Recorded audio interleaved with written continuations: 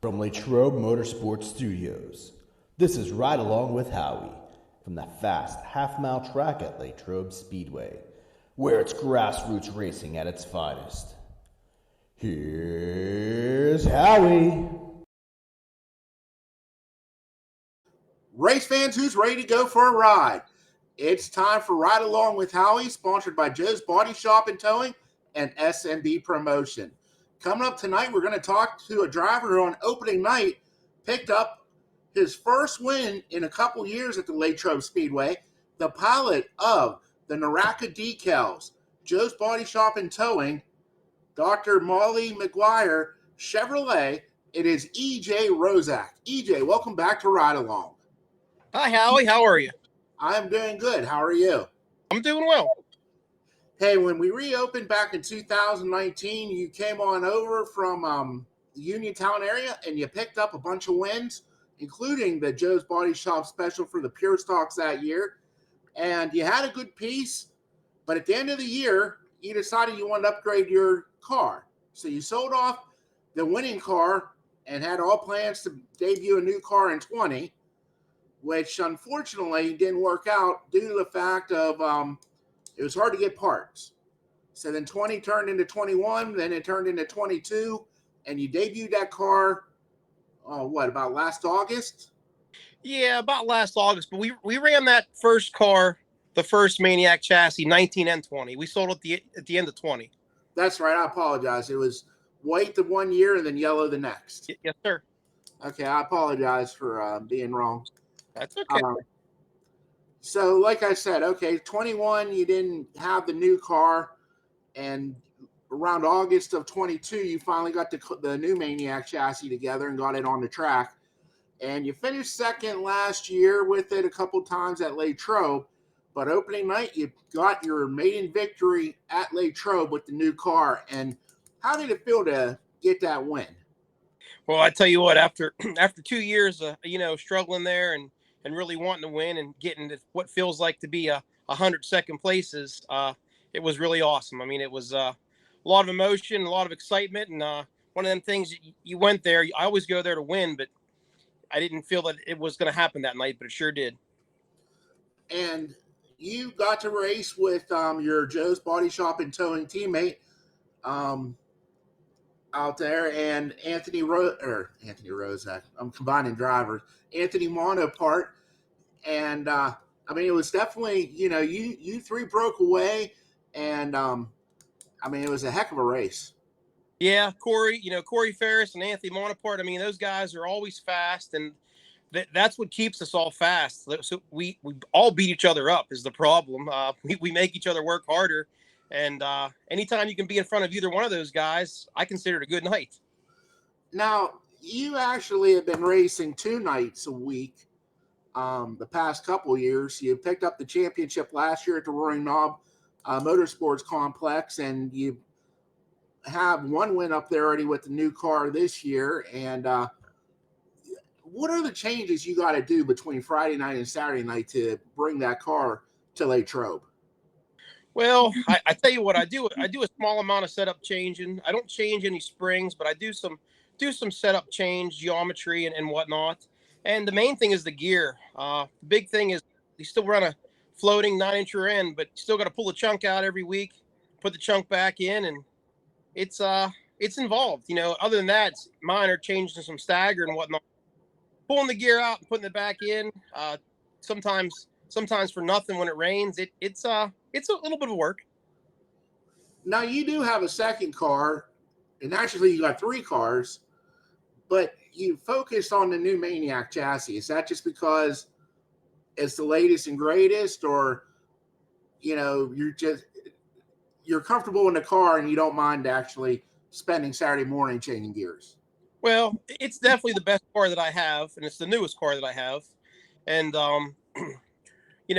we spent a lot of money putting that car together, so I really didn't have a bunch of money. We got tore up in the other car at the end of the year last year. The rear end housing was bent. I mean, it was both A-arms were bent, trailing arms got bent. I mean, shocks got busted. So that car is eventually going to go back together, but we're trying to focus on the new Maniac chassis right now. And you used to run your own chassis, and then you had a Bullet chassis, but you had a lot of success with the JR chassis. What are some of the differences between the Maniac chassis and the JR chassis? You know, every car, it doesn't seem to be, no matter what you buy, every car likes something a little different. The thing about the new chassis is it's got a lot of bars in it. It's a really rigid chassis. Um, but I've almost been able to make any of them work. It's just they all like something a little different. You know, I always tell people, now I never raced, but I've been around racing a long time, and people are like, well, you know, you got a new car and you were real good in the old one. Why do it? Well, A, you hope you're getting something a little bit better, not saying what you have there's anything wrong with, but you kind of said it yourself. I always tell people like this. It's like dating. Not every woman likes candy, not every woman likes flowers. You got to find that sweet spot. And it seems like that Maniac chassis, you found that sweet spot in it. Yes, sir. Absolutely. You know, we got a good power plant, everything we run. You know, Mike Lavish builds me a heck of a motor, and they're dependable. But I tell you, that JR chassis, it's still a tough competitor. It's got a pile of second places. It didn't have quite enough in it though for Latrobe the last couple of years.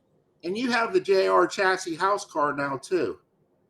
I do. That is not my car. But Okay, right.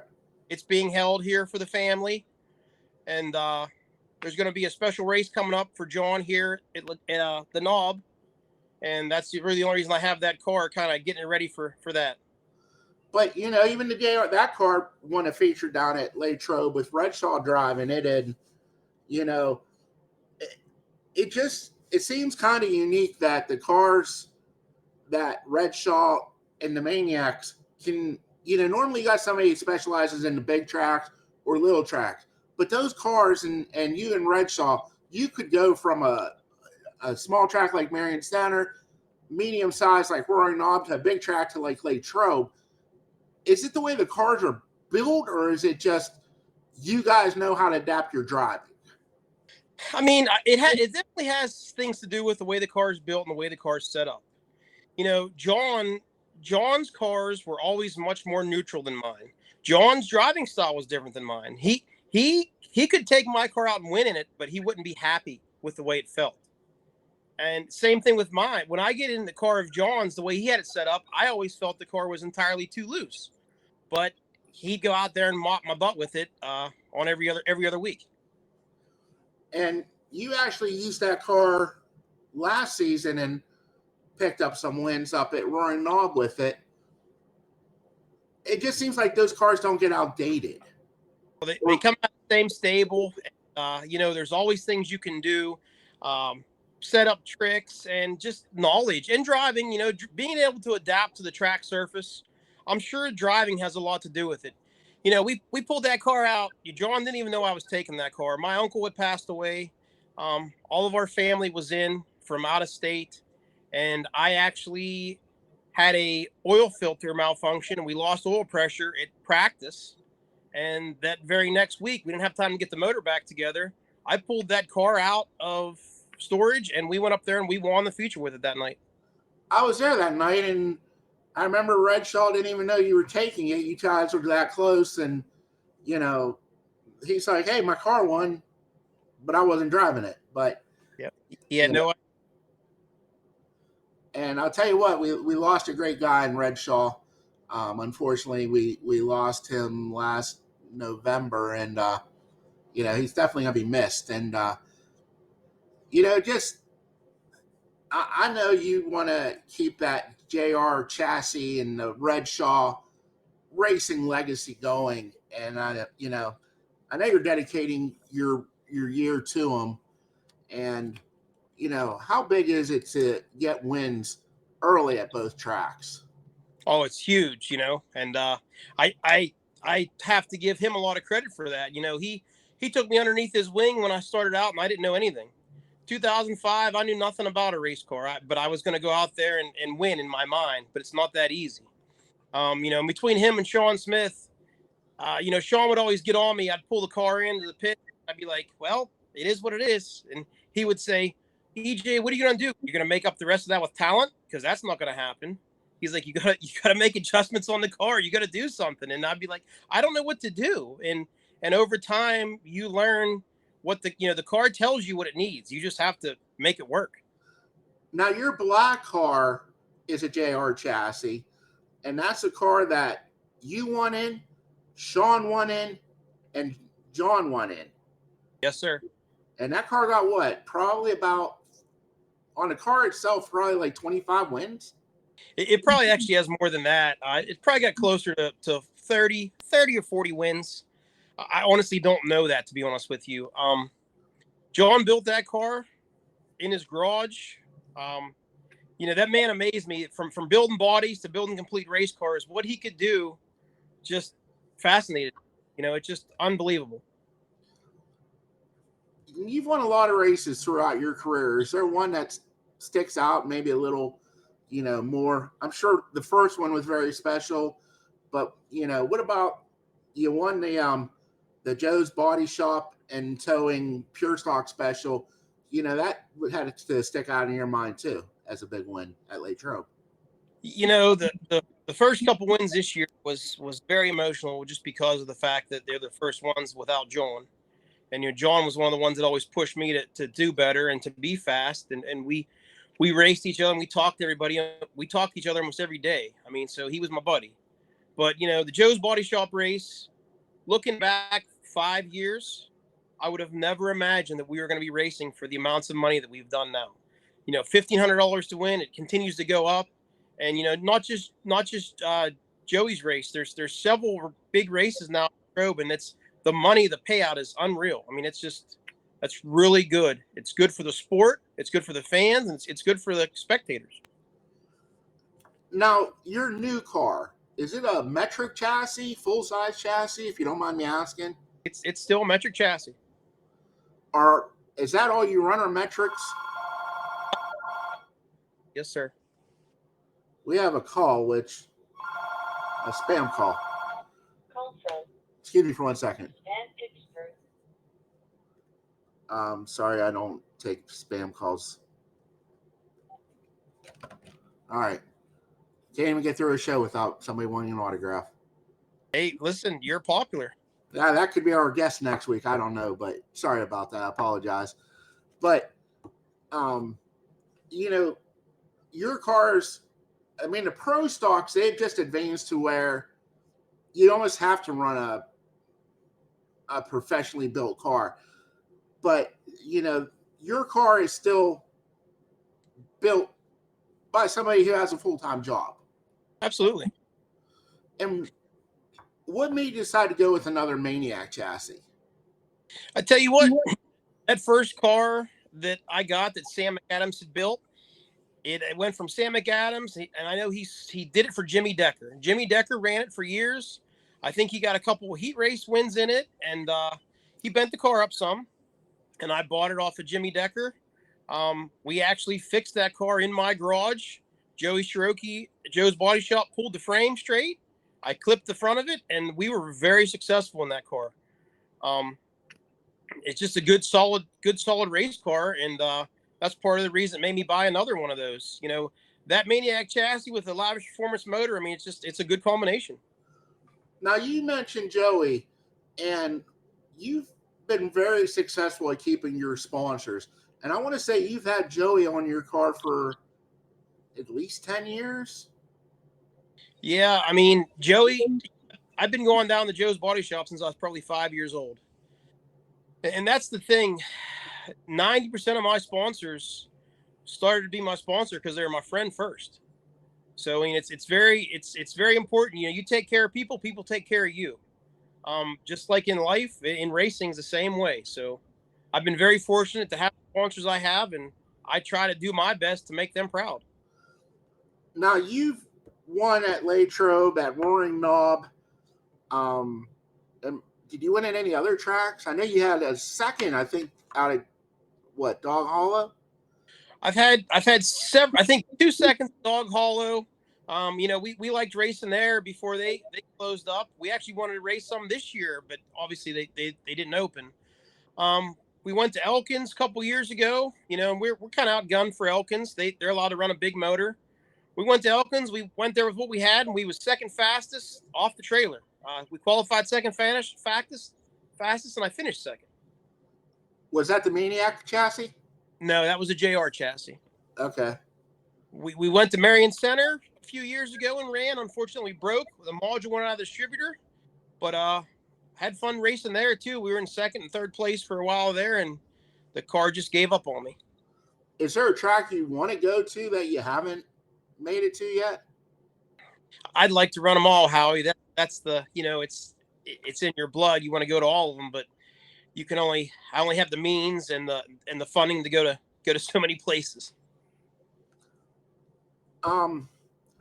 What's the future hold for you? I know you ran before. You had a crate late, but you never ran it. You got rid of it in that off season. But is that the direction you'd like to go? I would love to drive a crate for somebody. I really would. I'd be fine with that. But the direction the crates have gone, to me, isn't a direction that I really like to follow. Simply because, when crates first came out at the hometown tracks we ran at, it was a wore out super late with a crate motor. The shocks were affordable. They weren't $40,000 XR1s like they are now. And for a person like me, most of this still comes out of my pocket. I want to at least have what everybody else has, and that wouldn't be reachable for me. Now, one thing I always like to ask the driver, where did your number come from, the 77? So it's funny, when I was younger and I raced motocross, I walked into Miller's Yamaha, and the first three numbers were sevens. And in motocross, you run three numbers. So I picked up 777. And then when we started racing stock cars in 2005, I just dropped the 7. Where did you get your first stock car at? John Redshaw. Okay. I bought my first car off of John Redshaw in 2005, and it was a Stevie Huggins built race car. And then how long was that car around for? I ran that car up until the time I bought the sleeper in 2009. The Bullet sleeper chassis, they called them. And that same sleeper chassis that I bought in 9 is the one that was the last John Redshaw car. Okay. Have you ever considered building one yourself? I have. I mean, we've welded cages on them before. I've never built a complete car for myself, but I've considered building one. It's always a time thing, it's timely to build a complete car. Now your 177, was that hand painted, the Bullet, or was that a decal job on that car? It was a decal on that car. Okay. And I remember that car that was a bright yellow car. Yes, it was. My dad loves that yellow. Is that where the color combination comes from? Yeah, the first cars I had were red, just because it was red when I got it, and I stuck with the red. But my dad has always liked yellow. He asked me to make him yellow whenever I can, so I try to something I can give back to him. Well, you did pretty good with the white car that year. I did. And the only reason I kept it white is it was mostly white. I reused what sheet metal I could, and I put some new sides on it. And then you had the black car. You still have the black one. Still have the black one, yes, sir. So, like I said, you got to have the confidence. You're leading points at both tracks. What would make the year a success for you? To make the year a success for me, all I look to do is finish up front. I don't have to win every week, but I like to finish up front, and I like to put the car in the trailer at the end of the night and make sure it still fits in the trailer. Yeah, with those box trailers, if your car's a little twisted up, yeah, makes for an interesting trip. There's been a few nights that we could barely get it back in the trailer, and those aren't good nights on the way back home.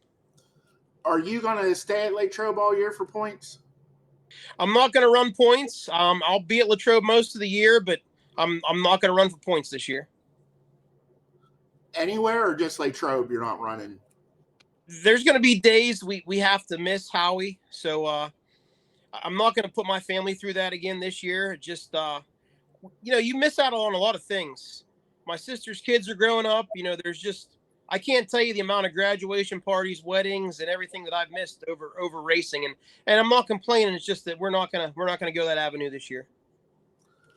You know what? There's nothing wrong with having priorities, and it makes you appreciate the time at the track that much more. And you know what? It takes a total team to make a car a winner. So let's go ahead and talk about all your marketing partners and the crew that makes the Joe's Body Shop and Towing K7 Hotshot and Naraka Decals Chevrolet the winning car that it is.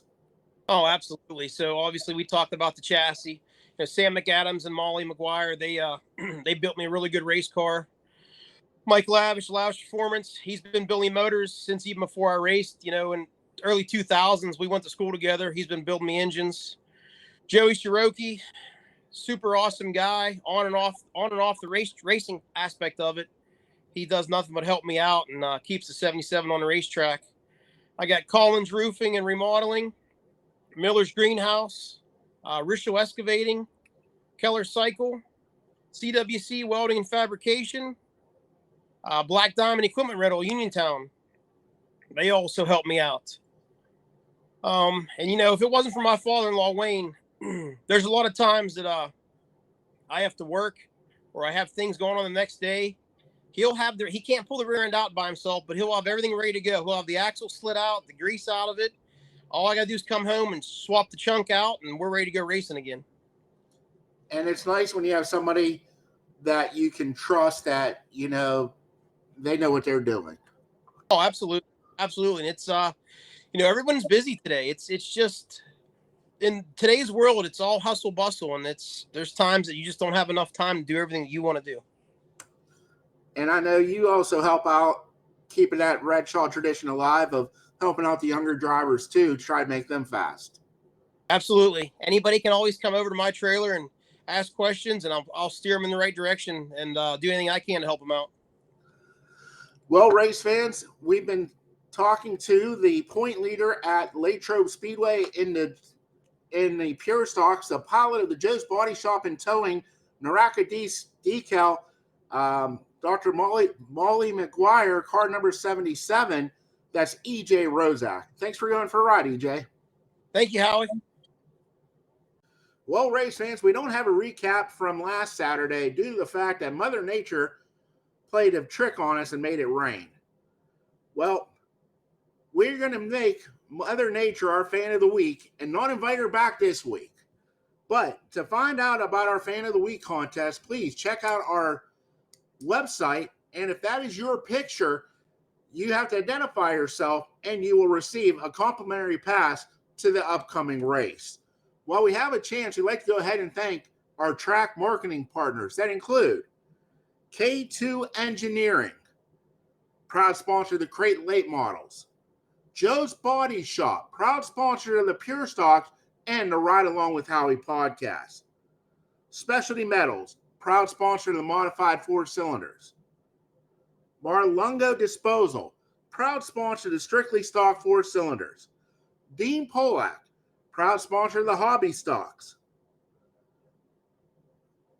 Bowman Farms, proud sponsor of the 305 Sprints.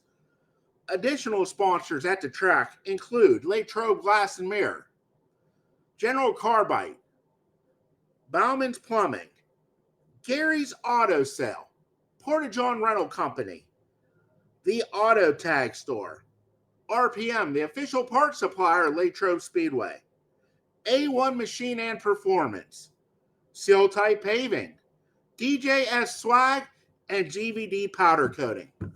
Please support those who support racing, and remember, we'll see you this Saturday at the races.